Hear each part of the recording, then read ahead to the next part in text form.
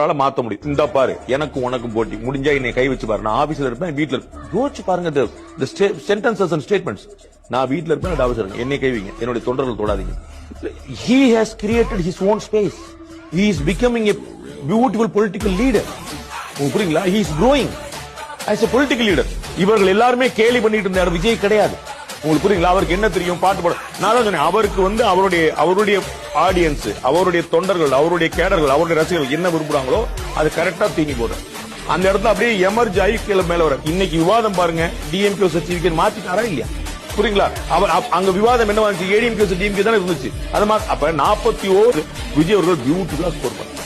அவர் அழகான ஒரு ஸ்டேட்மெண்ட், ரொம்ப நீங்க சொன்னது போல ரொம்ப வெல் கிராஃப்டட் வேர்ட்ஸ், ரொம்ப தெளிவா.